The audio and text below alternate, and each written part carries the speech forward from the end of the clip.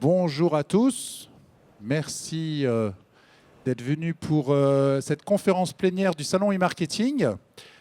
Alors, j'ai la chance pour la deuxième année consécutive d'avoir imaginé les thématiques des conférences plénières, d'en animer certaines. Et je vais laisser Leslie Sawika, on peut l'applaudir, Leslie Sawika, animer cette première conférence plénière. Leslie, si tu peux venir nous rejoindre. Leslie dirige une publication, Parole de Maman, ainsi qu'une agence spécialisée dans le Digital Mum, et elle va animer cette conférence. J'appelle aussi Amandine Perrault, directrice marketing de Birchbox, on peut l'applaudir aussi. J'appelle Étienne Bourdon, directeur digital d'April, qu'on applaudit aussi. Patrice Noiron-Nérin, directeur marketing marché particulier d'Engie, ex-GDF Suez. Et Jérémy Giacomini, responsable digital et CRM de Foncia. La parité est quasiment respectée. On va dire que l'animatrice compte moitié, ce qui nous donne 2,5, 2,5. Leslie, la parole est à toi. Et bonne conférence. Merci Hervé. Ma petite fiche. Bonjour à tous. Je suis vraiment ravie d'animer cette conférence. Ça s'appelle Content versus Data. Parce qu'en fait, je pense que c'est le cœur de sujet de beaucoup d'entre vous. Donc, j'ai la chance d'avoir une femme à côté de moi. Donc, je suis vraiment ravie de pouvoir accueillir Amandine, qui est directrice digitale de la Birchbox. Et comme vous a présenté Hervé, 3 grandes personnalités du monde digital. Donc, on va commencer par Amandine et avec la première question qui est en fait pour toi, est-ce que tu peux un petit peu nous parler de Birchbox et comment tu intègres le content au sein de Birchbox?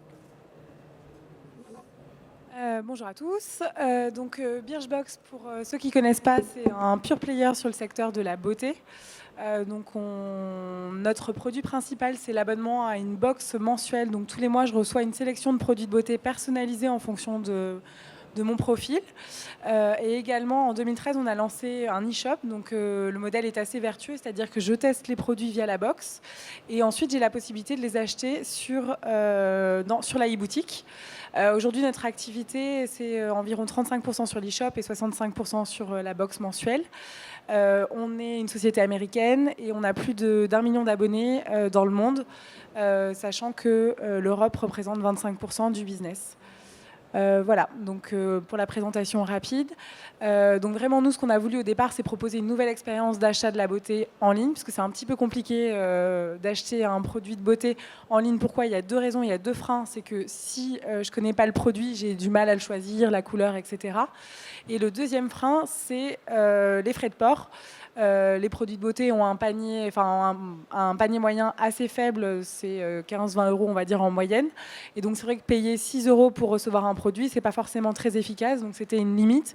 Et c'est pour ça qu'on a décidé de lancer le produit box, à la fois pour tester les produits, c'est-à-dire comme ça, je ne fais pas d'erreur sur ce que j'achète. Et en plus, j'ai l'opportunité de recevoir plusieurs produits à la fois.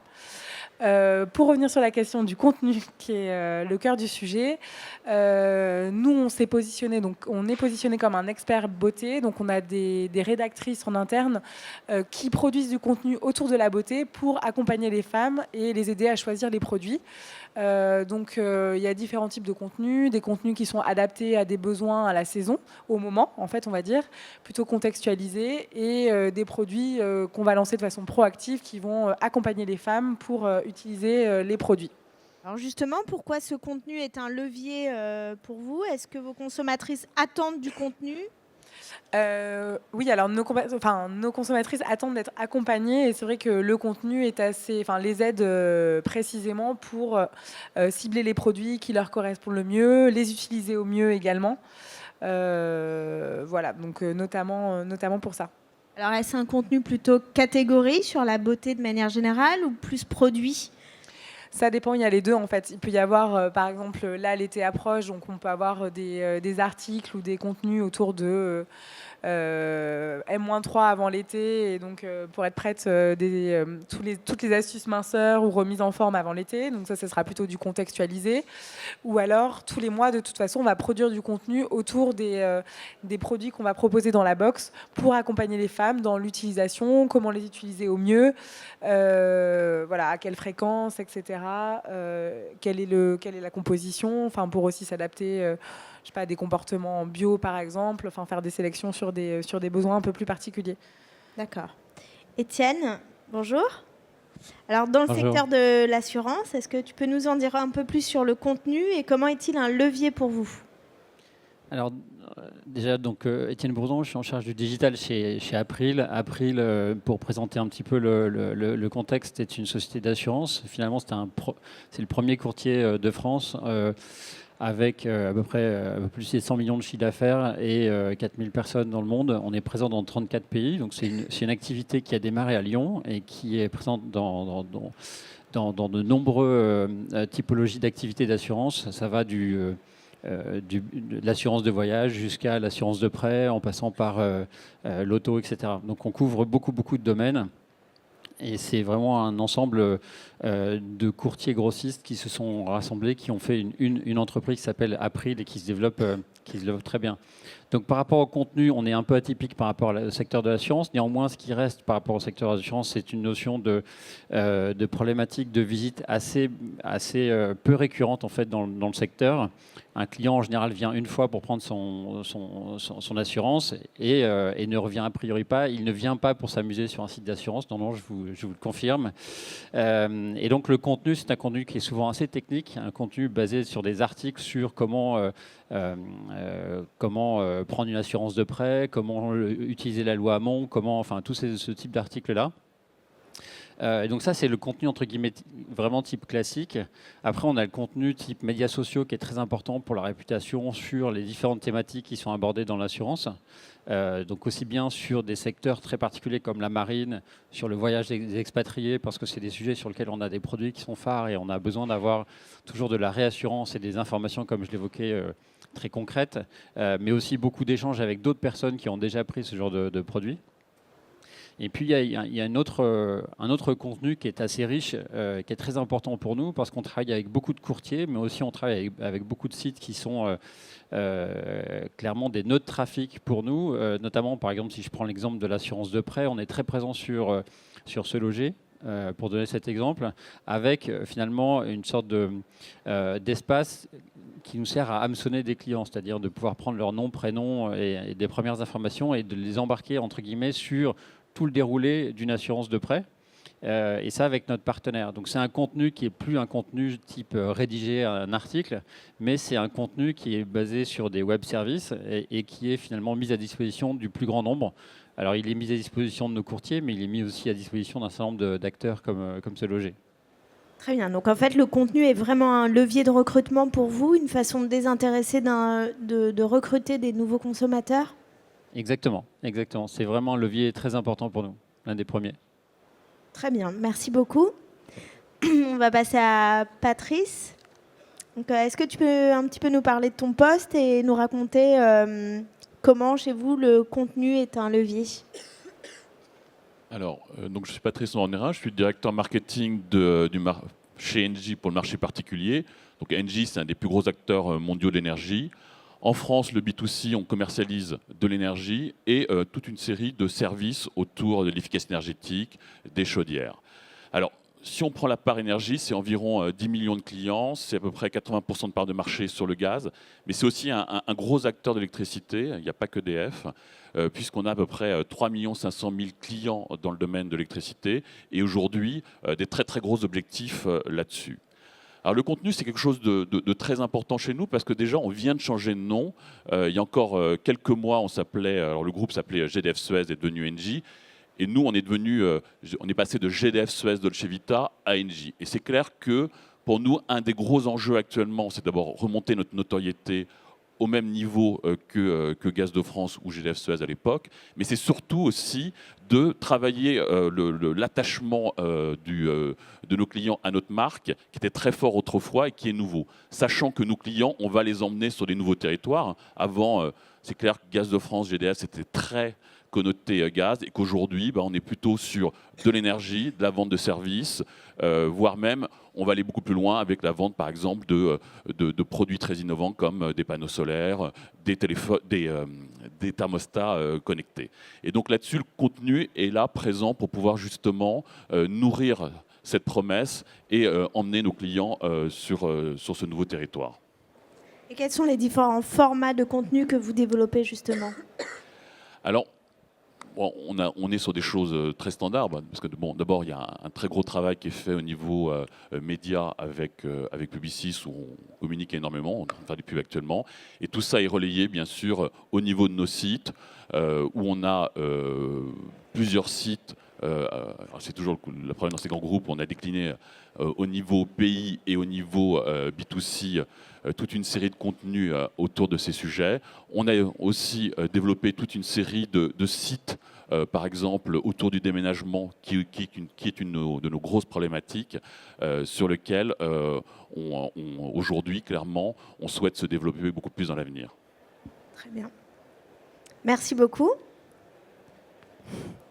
Donc Jérémy, qui est en fait manager digital et CRM de Foncia. Est-ce que tu peux nous en dire un peu plus également sur le contenu? Donc directeur digital et relations clients, ça a un petit peu évolué. On englobe d'autres problématiques aujourd'hui que purement le marketing. On a commencé par ça il y a 2 ans. Donc Foncia, en quelques mots, vous devez connaître le groupe. Donc on est numéro 1 sur le syndic et la gestion locative. On travaille également sur la transaction et on a beaucoup d'autres métiers cachés derrière. Mais en étant le numéro 1 sur l'activité de syndic, on a une problématique de NPS, d'avis client, de réputation et donc d'irréputation, avec un groupe qui n'était pas très digital à l'origine et donc plutôt des problématiques de contenu négatif qu'on trouvait sur le web, sur Google, et très peu de contenu positif pour contrebalancer effectivement ces contenus qui nous étaient nuisibles, on va dire.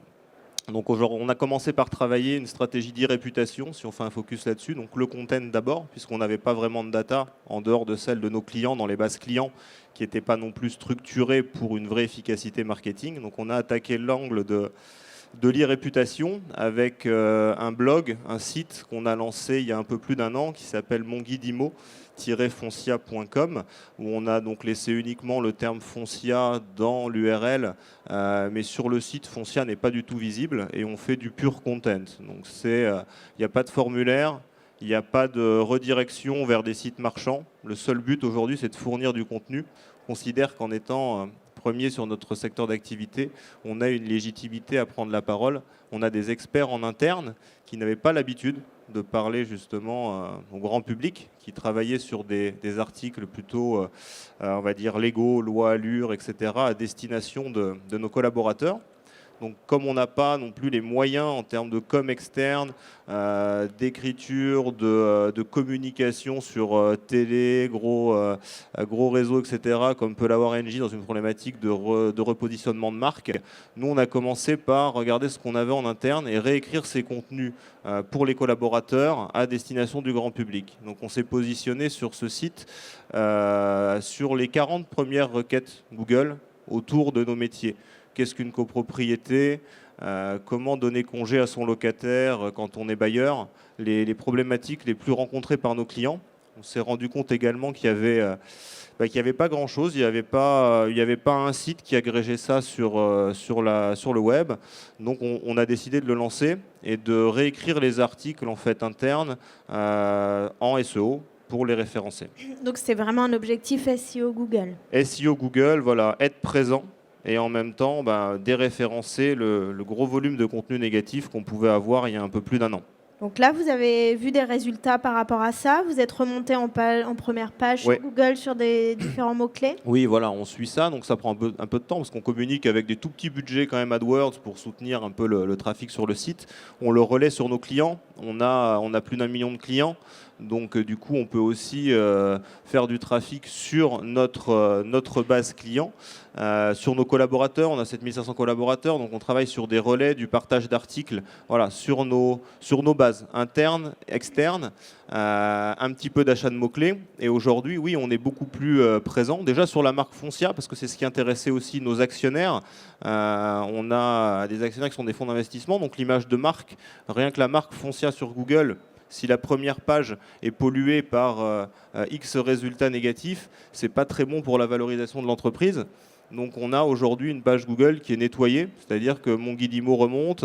Il faut voir qu'on a lancé dans la foulée de ce site le compte Facebook, Twitter de Foncia, parce que ça n'existait pas jusque-là, ce n'était pas une problématique identifiée par l'entreprise. Donc oui, c'est encore possible en 2014-2015 de pas avoir de stratégie là-dessus. Donc on a formalisé tout ça et on a relayé les articles de mon guide IMO énormément sur nos réseaux sociaux. On fait de l'acquisition de fans, de followers pour faire grossir notre communauté. Aujourd'hui, sur un axe purement, effectivement, image, brand content et faire savoir le savoir-faire de nos équipes. Voilà. Et la deuxième phase, ce sera effectivement d'utiliser la data qu'on va générer autour de ce contenu. D'où l'importance, en termes d'organisation également, d'avoir les deux aspects dans une même direction, c'est-à-dire le CRM, la relation client au sens de la data, et le front, donc l'ensemble des sites et la production de contenu. Donc on n'est pas dans le marketing, mais on produit quand même les contenus et on va l'utiliser avec la data. Alors comment il faut se structurer en interne pour justement produire un contenu intéressant qui réponde en fait aux normes bien sûr SEO et aux attentes de vos consommateurs? Amandine, vous faites comment chez vous? C'est plutôt externalisé? Vous avez des comités de pilotage de contenu? Nous, c'est internalisé quasiment. Enfin, on a des rédactrices en interne et donc il y a une direction marketing qui est plutôt effectivement en charge de l'expérience client, donc d'un point de vue plateforme, mobile, desktop, etc. Et une direction éditoriale qui est en charge de la production de contenu et de la ligne rédactionnelle. Et vous avez une régularité de publication? Oui, c'est très régulier. Tous les mois, en fait, on a un certain volume de contenus qui sont produits. C'est assez volumineux. Je ne saurais pas dire le nombre d'articles, mais peut-être quasiment un par jour. En fait, ils sont tous rassemblés au sein d'un même environnement qui s'appelle l'Encyclobeauté, donc un espace qui était historiquement un blog et qu'on a ensuite renommé Encyclobeauté. Il y a également pas mal de contenus qui circulent sur les réseaux sociaux. On est une marque très communautaire, très présent sur les réseaux sociaux, donc il y a aussi une volonté d'animer la communauté sur ces interfaces-là et d'échanger avec les abonnés ou les fans de la marque. Voilà. Alors, Étienne, vous faites quoi comme format de contenu? Est-ce qu'il y a un peu de vidéo? Parce qu'on parle aujourd'hui beaucoup de vidéo, de user content. Est-ce qu'aujourd'hui, en termes de contenu, vous êtes sur un contenu plutôt classique ou vous essayez d'innover? Non, on est très classique. Non, on essaye d'innover, bien sûr. En termes de vidéo, on fait effectivement de la vidéo et pas mal de vidéos avec Tony Parker, en fait, qui est notre star en fait, au sein d'April. Et c'est vrai qu'on a eu un gros événement l'année dernière avec Tony Parker. On a fait, je crois, plus d'1 million de vues en fait, de cette petite vidéo. C'est un moyen aussi effectivement de communiquer positivement vis-à-vis de la marque. Et donc, ça fait partie de l'arsenal qui est utilisé.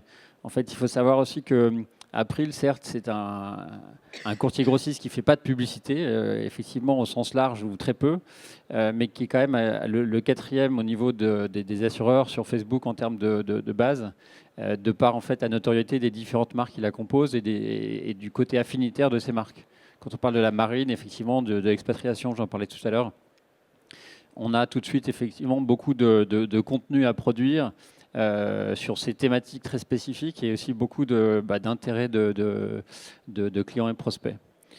Donc effectivement, c'est deux sujets, entre guillemets, deux typologies de contenu qui sont vraiment sur les médias sociaux, qui sont vraiment développés, à la fois des films pour faire un peu de notoriété et tout ce qui est interaction avec les fans.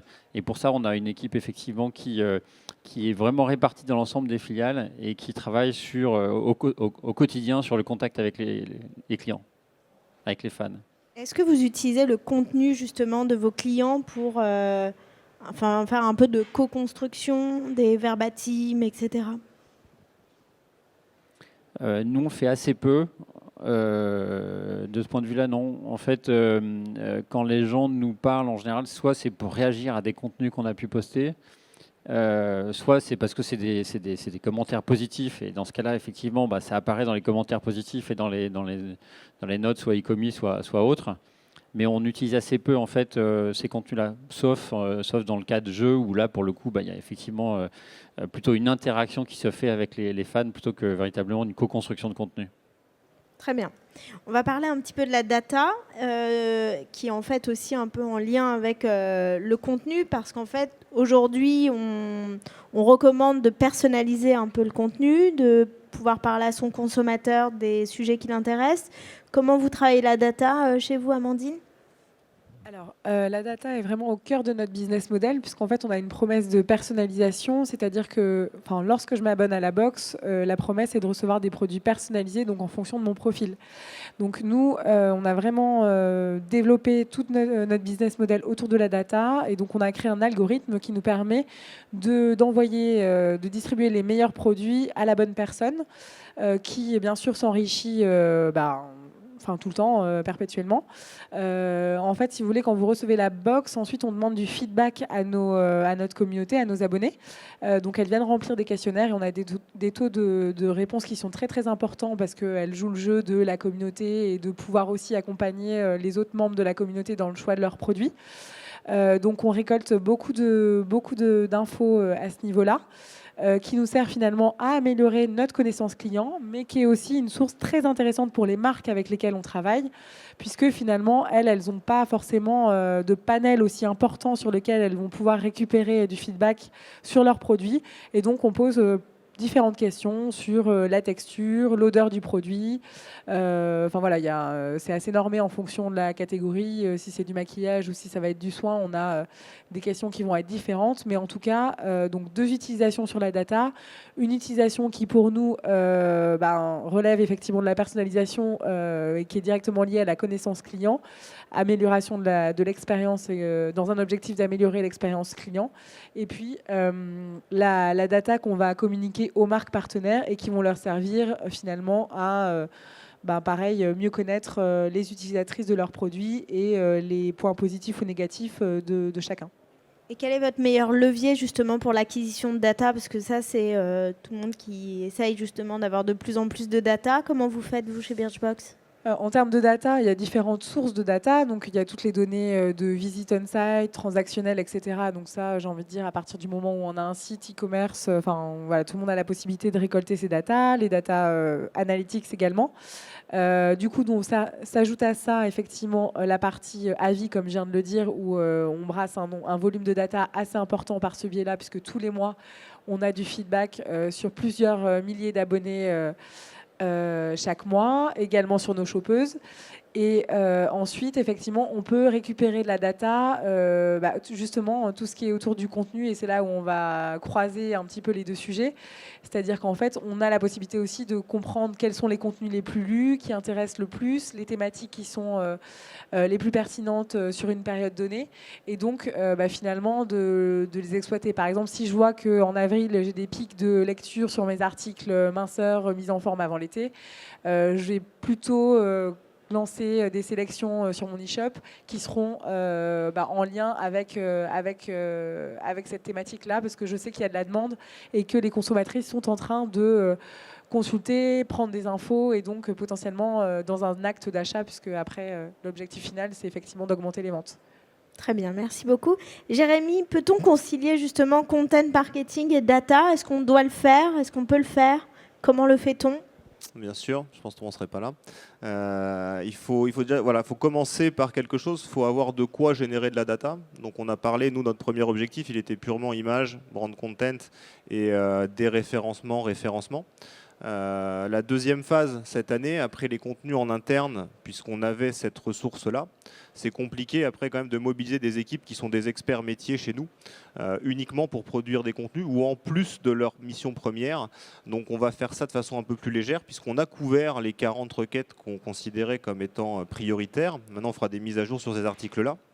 Cette année, l'axe, c'est un peu plus de légèreté. Donc là, avec de la production d'articles en externe avec notre agence e-Réputation, donc avec un journaliste spécialiste de l'immobilier qui écrit des articles beaucoup plus réguliers pour nous. Donc on a un objectif de production d'une centaine d'articles cette année.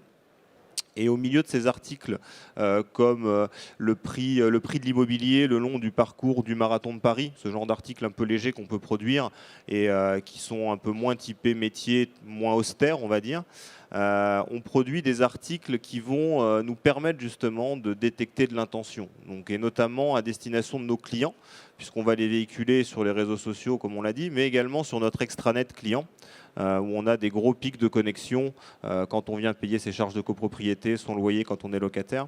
Donc on va mettre à disposition des contenus qui vont être typés. Typiquement, sur nos copropriétaires, quelles sont les pièces nécessaires à fournir à une agence quand on vend son bien. Donc ce genre de contenu, si la personne va le lire, que derrière on l'envoie chez nous vers un peu plus de contenu lié à la vente, on peut se dire, sans même un formulaire, puisqu'il est logué dans notre espace client, ou alors on a des cookies sur le site, on sait qu'il passe sur ce genre d'article, on sait qu'il y a un projet potentiellement de vente. Et donc là, derrière, on peut effectivement enclencher une mécanique beaucoup plus classique de bannières, de retargeting, etc., pour l'amener à convertir vers notre site foncia.com et non le site de contenu. On essaye pour l'instant toujours de distinguer les deux et d'avoir cette logique contenu et de ne pas être trop bourrin, mettre du formulaire partout pour absolument capter du lead. Il faut y aller doucement. On a dit qu'on partait d'une problématique quand même liée à l'image. Donc on a une image assez négative. Donc nous, aller directement mettre un formulaire au bout de 3 mots sur un contenu, ça ne fonctionne pas. Donc on va y aller de façon plus subtile et on va nurser par le contenu nos clients, nos prospects, visiteurs du site Mon Guillemot. Donc on va être sur ces thématiques-là cette année. Comment je produis des articles détecteurs d'intention. Très bien, merci beaucoup. Et chez Engie, alors, comment la data, le content viennent aider le marketing et les sales ? Alors, la data, c'est un élément qui est extrêmement important dans notre secteur, puisque aujourd'hui, l'arrivée de la data est en train de faire une transformation de l'énergie qui est sans doute aussi importante que l'arrivée d'Internet dans les télécoms il y a un peu plus d'une vingtaine d'années.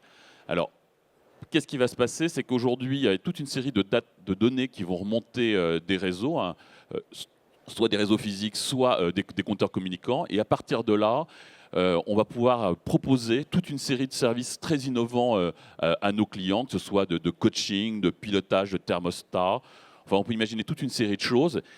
Et demain, on ne proposera plus de l'énergie seule à nos clients, mais de l'énergie plus des services de maîtrise à la consommation. Donc pour nous, c'est vraiment un enjeu très important justement de pouvoir capter cette data, de la traiter et proposer une expérience client avec du contenu. Je pense que l'aspect contenu est justement très important pour pouvoir justement que nos clients adhèrent à ce type de service et par la suite restent bien sûr fidèles à notre marque. Alors c'est difficile à expliquer, mais si on fait une comparaison à d'autres secteurs, moi aujourd'hui, ce qui se passe dans les transports avec des applications comme Waze, Citymapper, je pense qu'il va arriver après le même type de choses dans l'avenir, dans notre secteur. Si on regarde au niveau commercial, aujourd'hui aussi la data est quelque chose de très important. On a, comme je le disais, 10 millions de clients, on a beaucoup de données sur nos clients. On a depuis 2 ans, mis en place une DMP, une Data Management Platform. Je crois qu'on était parmi les premiers et parmi les plus gros à l'avoir fait. Et clairement, au bout de 2 ans, on voit que ça nous a clairement beaucoup aidé dans en tout cas dans notre performance, avec des gains parfois de plus de 50% sur des opérations de mailing, d'emailing. Et là-dessus, clairement, on continue justement à accroître nos données, accroître nos algorithmes pour continuer d'être performants. Merci beaucoup. Et Étienne, alors la data dans l'assurance, je pense que c'est assez clé. Oui, alors je ne vais pas faire le parallèle avec l'énergie, mais c'est vrai que la data dans l'assurance a toujours été clé au sens où on a toujours eu un certain nombre de je ne vais pas dire data scientists parce qu'on ne les appelle pas comme ça, en fait, d'analystes sur l'analyse de la donnée pour effectivement comprendre le calcul de risque. Donc c'est ce qu'on appelle les actuaires. Et donc le plus d'informations on a sur un client, sur une circonstance, le mieux on peut faire effectivement un calcul de risque pour une prime et calculer le meilleur tarif. Alors ça, c'est vraiment sur le fond. Et alors le fait de pouvoir avoir des objets connectés, des informations complémentaires, des données externes, tout ça, ça devrait venir, je dirais, compléter cet outillage des actuaires sur l'estimation du risque et donc le calcul des meilleurs tarifs pour des offres. Néanmoins, si je vais sur un terrain qui est plus celui du marketing, aujourd'hui, on est effectivement dans une démarche d'agréger un certain nombre de données déjà, donc d'agréger des données sur les utilisateurs pour pouvoir, alors non pas encore personnaliser, mais déjà travailler encore beaucoup mieux les prospects, travailler beaucoup mieux les clients pour être capable de leur apporter au bon moment le bon message, sachant que, comme je l'évoquais tout à l'heure, on ne vient pas faire du tourisme sur un site d'assurance. On ne vient pas non plus tous les matins quand on est assuré. On essaye effectivement, on est présent au moment du contrat, on est présent au moment des sinistres, mais on est assez peu présent entre deux. Et donc, c'est de trouver effectivement des moyens d'avoir un peu plus d'échange, d'interaction avec le client. Après, quand il s'agit effectivement de la partie plus marketing, ce que j'évoquais tout à l'heure, c'est qu'effectivement, on a beaucoup fait du contenu pour aller être présent chez des clients et des prospects qui sont, je dirais, en attente. Je parlais du SEO, du SEA ou du contenu chez un Se Loger. C'est vraiment une démarche, entre guillemets, de pool. C'est-à-dire qu'on n'est pas dans une démarche proactive pour aller chercher quelqu'un. C'est quelqu'un qui nous trouve parce qu'il a un besoin. Et ça, c'est ce qu'il y a de plus facile effectivement dans l'assurance parce que c'est difficile de savoir, par exemple, dans cette salle, qui sont les personnes qui sont effectivement en train de faire une assurance, enfin en train de contracter un prêt et qui vont vouloir une assurance de prêt. Et même s'il y a un projet immobilier dans l'air, à quel moment est-ce qu'il faut vous contacter? C'est assez difficile.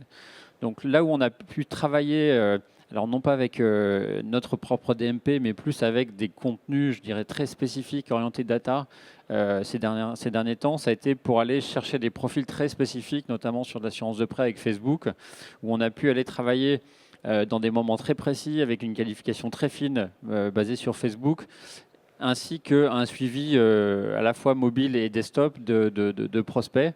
Donc une démarche, je dirais, très, je ne vais pas dire avant-gardiste, mais très en avance sur le profilage en fait, de nos prospects. Ça a très bien fonctionné. On a eu 90% de ciblage sur notre cible. Ça a bien fonctionné parce que c'est extrêmement très orienté data et que ça fait partie de ces seules opérations de push qu'on peut faire une fois qu'on sait qu'on est vraiment sur notre cœur de cible. Néanmoins, c'est quelque chose qui est encore assez difficile à généraliser, à faire systématiquement. Là, on s'est équipé d'une agence, on a travaillé avec Facebook en direct, on a travaillé avec Atlas, leur nouvel outil de matching. Bref, on a vraiment mis le paquet sur une démarche de ce type-là. Et ce n'est pas quelque chose qu'on arrive, entre guillemets, à faire directement sans une DMP, sans une infrastructure assez lourde. Donc, en fait, on a d'un côté vraiment la collecte de données, et toute la partie aussi contenu, et de l'autre côté, toute une démarche en fait de push, mais de façon très particulière avec des acteurs du marché. Très bien. Bon, en fait, on se rend compte quand même que le content, la data, je pense que ce sont des lourds investissements. On parle aussi de performance. Comment vous arrivez à mesurer la performance de ces actions? Quels sont vos KPIs? Comment savez-vous si une opération est réussie ou au contraire si c'est un flop? Quels sont les outils justement que vous mettez en place pour mesurer tout ça? Et à quoi doit-on s'attendre? Amandine, tu veux? Oui, alors effectivement, chez nous, tout est mesuré et effectivement, on évalue la performance de chacune des actions. Sur les indicateurs, on essaie de rester pragmatique et effectivement, on a accès, quand on travaille dans le marketing digital, à beaucoup de data et je crois qu'il faut savoir fixer des bons KPI et garder le cap et pas se laisser embarquer dans plein d'analyses. Donc nous, en général, on reste assez pragmatique sur des indicateurs assez génériques comme le trafic, la conversion, les coûts d'acquisition, voilà, ROI aussi. Mais Alors quand vous parlez justement de conversion, il faut tabler sur quel taux de conversion, content, data? Ça dépend des actions très ciblées. En fait, plus on fait du ciblé dans un land, meilleur sera le taux de conversion. Ensuite, plus on va élargir son audience et donc aller chercher du trafic, plus il y a un risque que les personnes soient moins qualifiées et donc faire baisser significativement le taux de conversion. Donc après, nous, on reste dans une logique test and learn. Donc en fonction, on teste différentes actions et après, l'expérience nous permet d'évaluer les actions versus les actions précédentes mises en place sur des ciblages quasi similaires. Chez vous, Patrice, est-ce que vous essayez de mesurer justement les performances de chaque action Alors oui, en tout cas c'est l'objectif. c'est un sujet qui est très compliqué parce que pour nous en tout cas, sur le digital, bon, c'est des choses qu'on a mis en place un peu comme tout le monde. Hein. Aujourd'hui, on est capable, on a une approche complètement héroïste. On calcule bien sûr les coûts d'acquisition et tous les KPI qui vont avec. On calcule aussi ce qu'on appelle la lifetime value qui nous permet de calculer la valeur d'un client et donc de mesurer la performance d'un canal ou d'un partenaire. La grosse difficulté pour nous, c'est la multicanalité. C'est-à-dire qu'aujourd'hui, on a une dizaine de canaux. Ça va du digital, mais ça va aussi à des acteurs comme Darty, Conforama, des forces de vente à pied, de la télévente. Donc, quand vous cherchez à mesurer finalement la performance globale de l'ensemble, de mesurer aussi la contribution de la télévision justement à ces ventes, la contribution des contenus, ça devient très très compliqué. Et c'est pour nous, pour moi en tout cas, l'objectif de l'année, d'être capable de mettre en place un outil qui nous permettrait justement de commencer à nous donner des indications sur les investissements télé qu'on doit faire, en tout cas de manière optimisée, de mieux piloter le mix entre les différents canaux, et puis derrière, au niveau, bien sûr, en descendant la granularité, être capable pour chaque canal de mesurer à la fois sa performance, mais aussi la qualité des clients qui sont en train qui ont été acquis. Et c'est un sujet vraiment difficile parce qu'il y a des modèles économétriques d'un côté à faire qui doivent être couplés avec toute une série de modèles d'attribution qui sont assez courants maintenant dans le digital. On essaie de relier les deux actuellement. Et j'espère qu'on y arrivera d'ici la fin de l'année, mais c'est beaucoup de travail. Et en tout cas, c'est un enjeu très très fort d'optimisation de nos budgets. Et chez vous, Jérémy, comment vous mesurez justement ces performances ? Sur la partie content, c'est beaucoup de l'image. Donc on va être sur est-ce que je suis bien référencé ? Est-ce que je progresse sur les fameuses requêtes Google que je ciblais ? Mais on a aussi une mesure de satisfaction client, des NPS en interne. Et la stratégie content, elle doit aussi servir tout ça. Et elle doit basculer vers la data, notamment, pas forcément sur le contenu uniquement, mais comme le disait Patrice, on a aussi, comme sur l'énergie, beaucoup de data autour de nos copropriétés. Et on peut rendre énormément de services à nos clients par la data qu'on a autour de nos copropriétés. Donc il y a l'énergie, il y a comment je leur donne, non pas uniquement le gaz ou l'électricité, mais tout ce qui va être l'eau, tout ce qui va être la maintenance autour de nos copropriétés, donc l'ascenseur qui est en panne, comment je rends du service pour assurer que la maintenance est bien faite, pour prévenir les pannes, pour prévenir quand l'ascenseur est en panne et qui va être réparé. Donc toutes ces datas-là, on est en train de travailler sur comment les agréger et comment les restituer à notre gestionnaire, mais aussi au client final, pour qu'il ait les mêmes visions, la même transparence que celle de notre gestionnaire. Et là, on fera monter nos NPS, puisqu'on cassera justement la mauvaise image du syndic, qui fait tout dans son coin, qui est encore très papier, etc. Donc on va travailler sur les process et sur la data, donc maîtriser notre propre data et la restituer, l'exposer à nos clients, à nos fournisseurs, pour aider la résolution notamment des problèmes autour de l'immeuble. Quand l'ascenseur est en panne, généralement c'est X appels en agence qui donnent des devis faxés à des fournisseurs, des temps de retour plus ou moins longs, des acceptations par le conseil syndical d'un devis sur les 3 ou 4 qui sont fournis. Donc on peut partir facilement sur plusieurs jours et un manque de visibilité sur la résolution des incidents.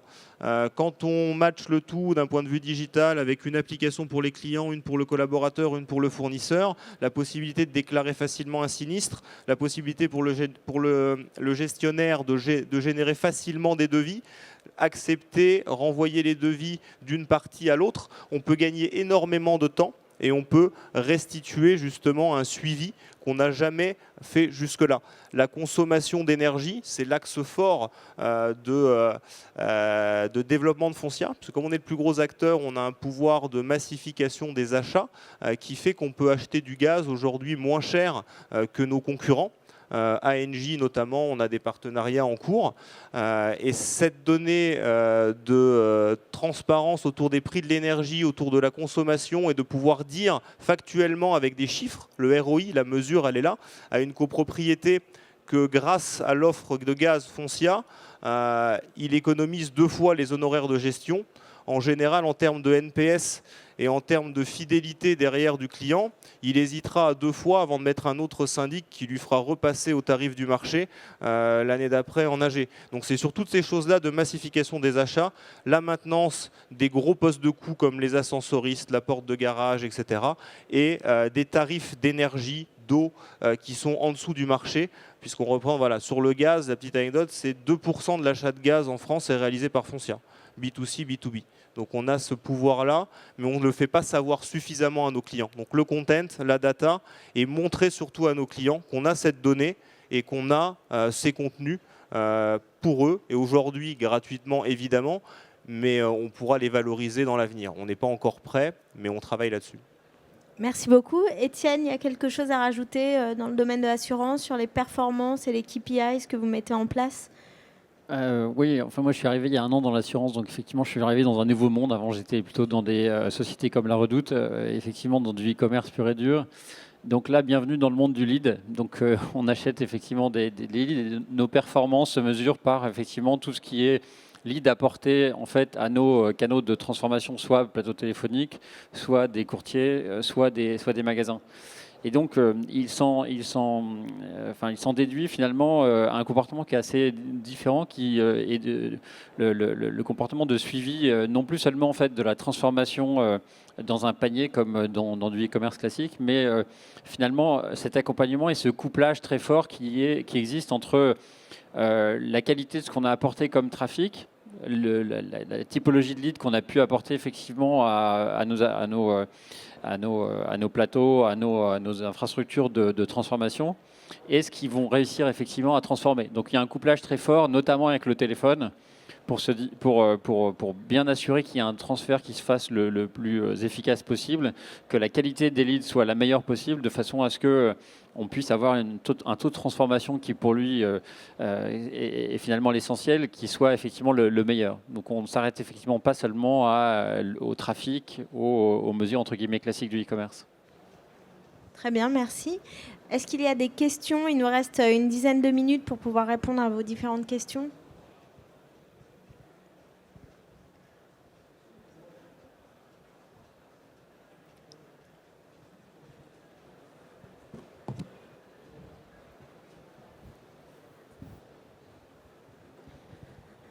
Bonjour. Je m'étonne que vous n'ayez absolument pas parlé de marketing automation dans la gestion de l'analyse data live et du content. Vous l'utilisez pas ou vous faites juste data content Les outils, je veux dire. Oui. C'est un outil nécessaire aujourd'hui. On a parlé de base marketing, de données clients. Il faut bien pouvoir les adresser. Donc il faut une solution de marketing automation pluguée à une base marketing. Et après, je dirais, c'est pas elle qui fait la stratégie. C'est juste le moyen d'adresser vos clients sur les différents canaux.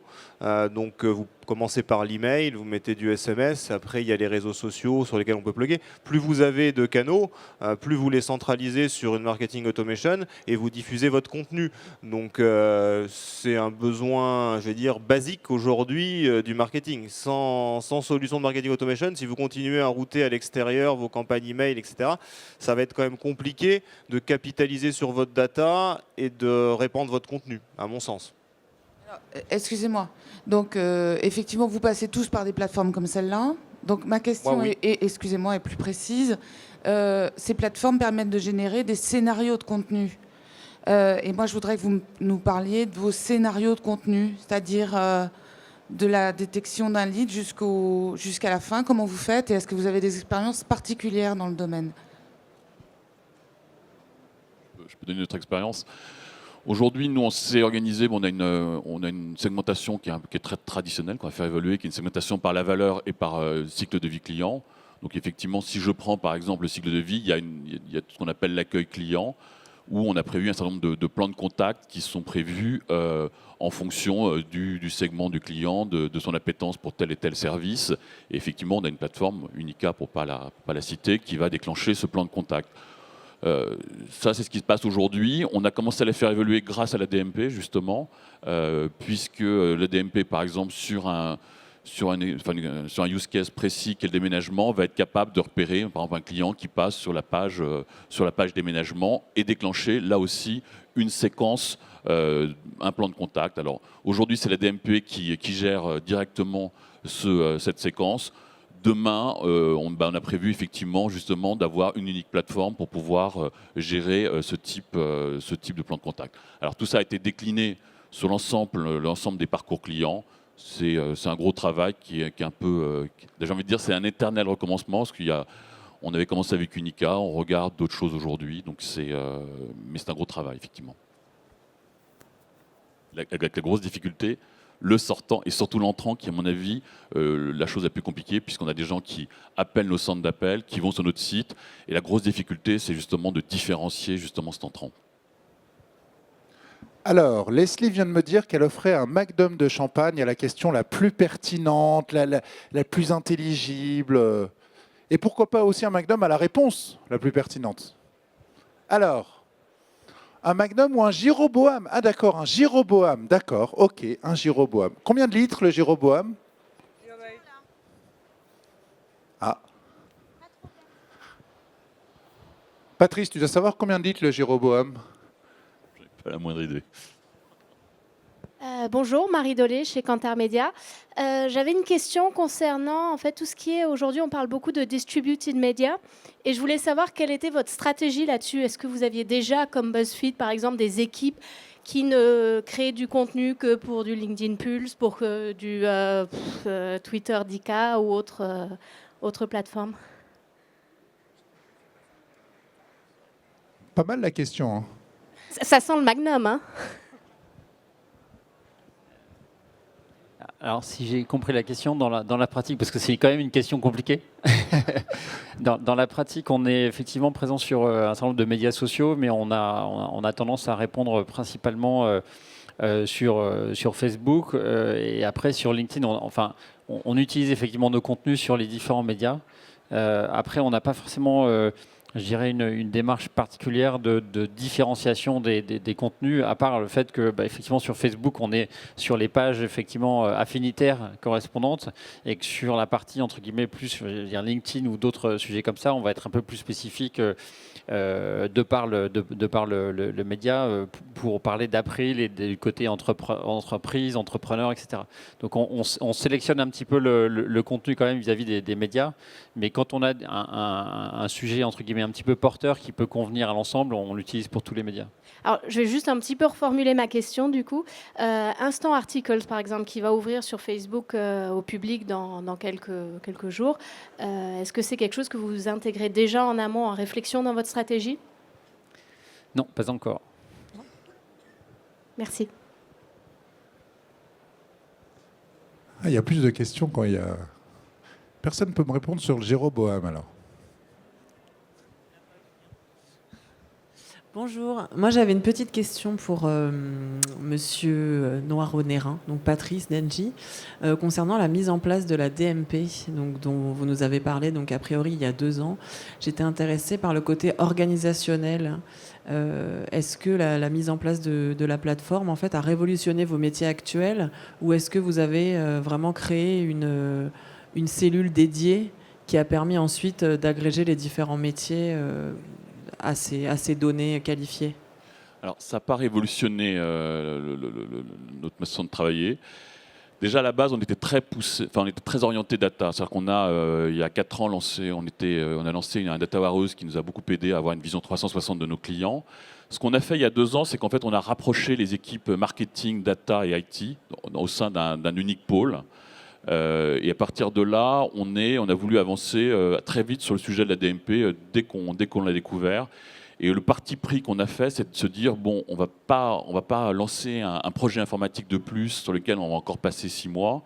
On a choisi de tout de suite externaliser en fait ce sujet, en partant du principe que de toute façon le sujet n'était pas si mature que ça au niveau des plateformes et qu'on préférait nous apprendre à s'en servir pour pouvoir et peut-être dans une deuxième étape l'internaliser. Et effectivement, je pense que ça a été la bonne solution parce que très vite, on a découvert des choses autour de la DMP qu'on n'aurait pas imaginé avant.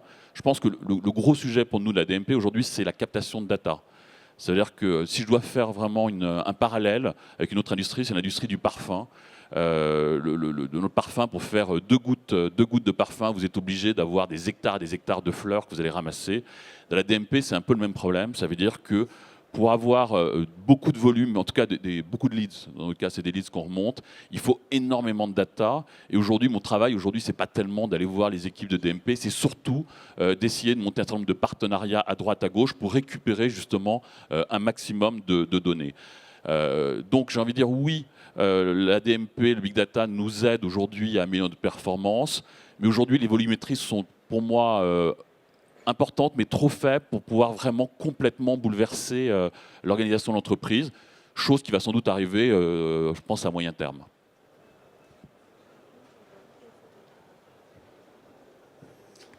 Merci. Donc, ça ne révolutionne pas, mais ça permet quand même d'être plus efficace face à un métier de plus en plus concurrentiel. Alors, y a-t-il encore une question? Oui, ici. Rosé ou brut classique, Leslie, le champagne?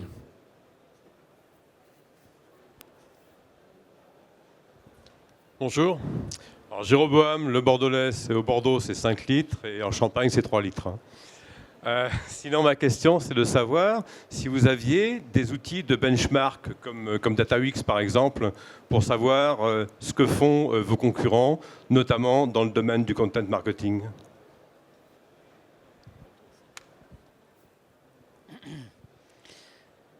C'est une bonne question. En termes d'analyse, on fait effectivement beaucoup d'analyses, en particulier de la tarification de nos concurrents. Donc on est en permanence entre guillemets en train d'analyser effectivement les tarifs, les produits de nos concurrents. Donc en l'occurrence, on n'a pas besoin entre guillemets de partenaires pour aller analyser ça de façon spécifique. On le fait assez bien avec nos propres équipes.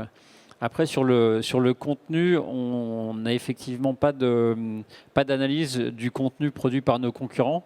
En fait, un des moyens assez simples, je dirais, d'analyser déjà la pertinence du contenu des concurrents, tout au moins sur la partie contenu texte et article, c'est de regarder sur le SEO, de voir le positionnement. Et là, pour le coup, on se benchmark avec nos concurrents en permanence sur le positionnement, sur les différents mots-clés, que ce soit en SEO ou en SEA. Ça, on le fait avec les outils vraiment traditionnels. Alors, tiens, on va lever la main dans la salle. Qui fait plus de data ou qui fait plus de content? Levez la main ceux qui font plus de data. Et levez la main ceux qui font plus de content. Alors, il y a 121 mains qui font du content, 38 mains qui font de la data et 724 mains qui ne font ni l'un ni l'autre. Donc, il y a encore un peu de boulot. Alors, peut-être une dernière question avant de conclure cette conférence d'ouverture, data versus content. Bien entendu, ce n'est pas l'un contre l'autre, c'est l'un avec l'autre. Une petite dernière question. Donc, on a vu que le Jéroboam, c'était 3 litres. Au-delà du Jéroboam, on a quoi? Mathusalem, 6 litres. Je ne sais pas si c'est bien de se valoriser en connaissant le niveau des...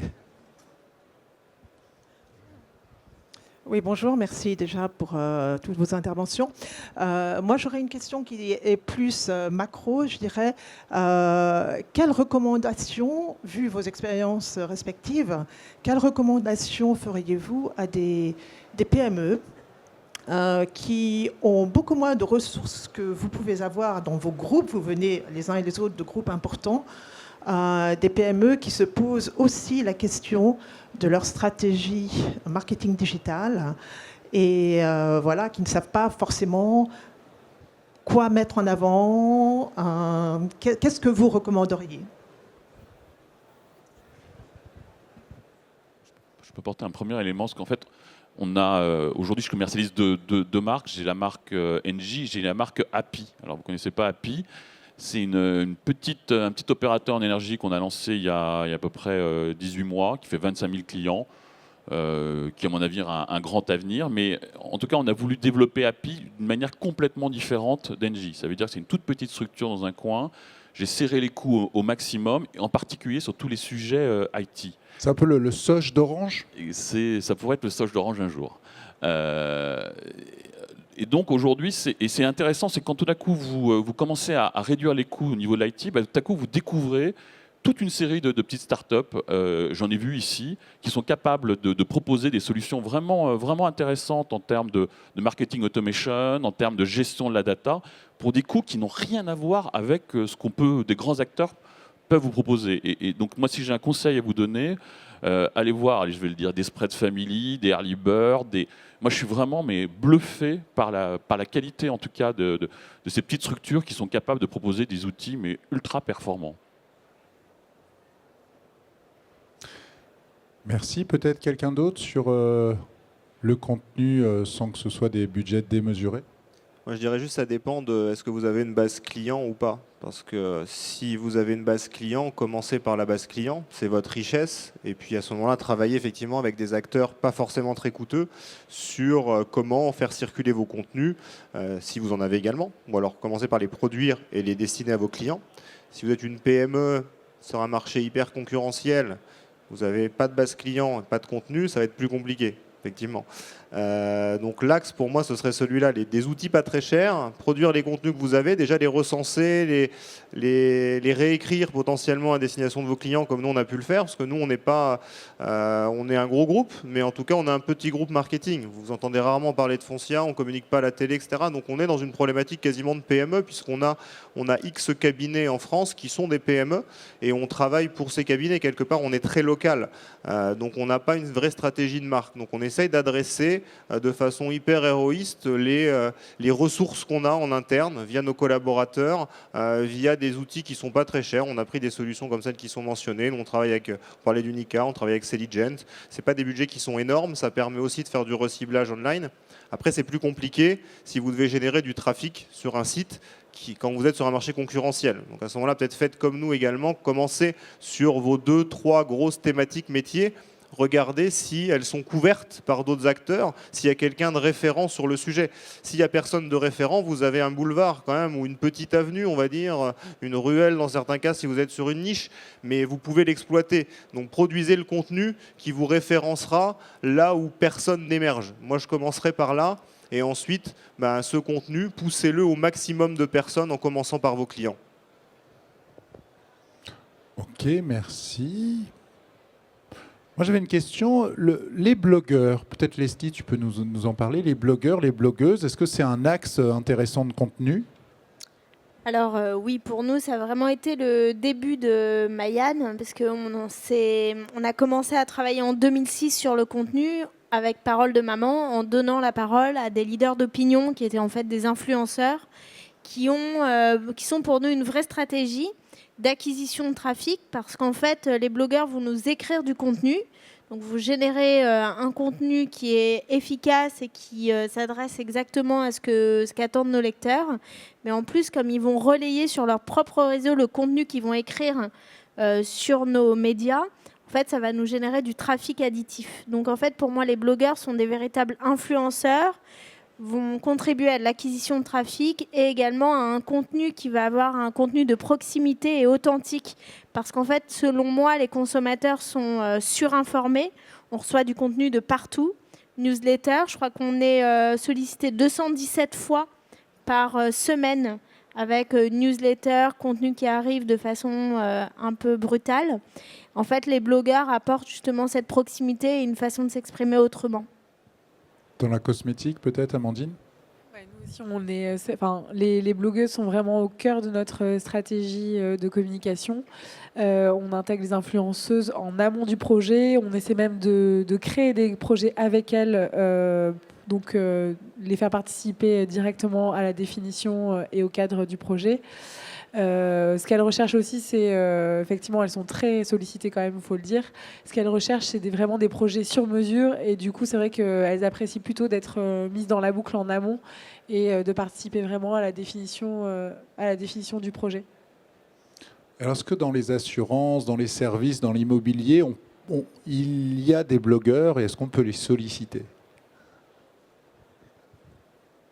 Alors, dans l'assurance, on ne va pas retrouver des blogueurs comme dans des sites de mode ou de cosmétiques. Par contre, on va trouver des sites spécialisés qui, en fait, vont vous donner un certain nombre d'indications. Par exemple, on parlait des expatriés. Sur l'expatriation, il y a un certain nombre de sites qui viennent donner beaucoup de contenu. Donc c'est plus vraiment de l'ordre du blogueur, c'est de l'ordre effectivement de sites qui sont vraiment très affinitaires en relation avec les produits et qui sont extrêmement riches voire indispensables en fait pour les clients, mais qui sont des vrais nœuds de trafic pour nous. Ouais. Patrice? Nous, il n'y a malheureusement pas grand-chose. J'aurais aimé qu'il y en ait beaucoup, mais ce n'est pas le cas. On va retrouver des sites spécialisés dans tout ce qui est travaux, on va retrouver des choses autour des objets connectés. Je pense qu'avec justement cette fameuse transformation, cette transition énergétique qui va arriver, on doit avoir de plus en plus de gens qui vont s'intéresser au sujet et donc j'espère de plus en plus de blogs. Jérémy? Chez nous, c'est plus compliqué pour s'intéresser au syndic ou à la gestion locative de façon volontaire et sympa, ça n'existe pas encore. Donc on a fait des tentatives quand même l'an dernier sur l'e-réputation quand on a lancé nos réseaux sociaux. On a travaillé avec plutôt des blogueuses lifestyle autour de la location, puisque c'est une problématique de tous les jours. Donc on avait fait une journée du locataire heureux avec des questions qui étaient relayées auprès de nos experts via trois blogs. Donc c'était un bon résultat, sympa, de la participation, un événement physique avec des experts métiers.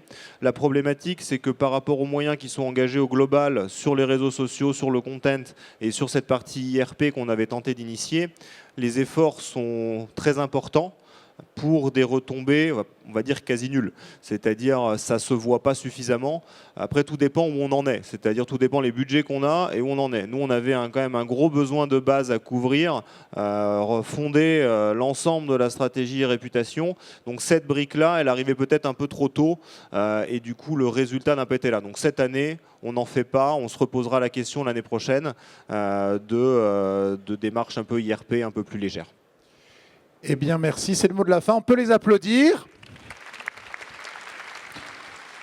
On peut vous remercier. Et cet après-midi, 2 autres conférences plénières, une relation client et une marketing digital. Merci à vous, merci à eux.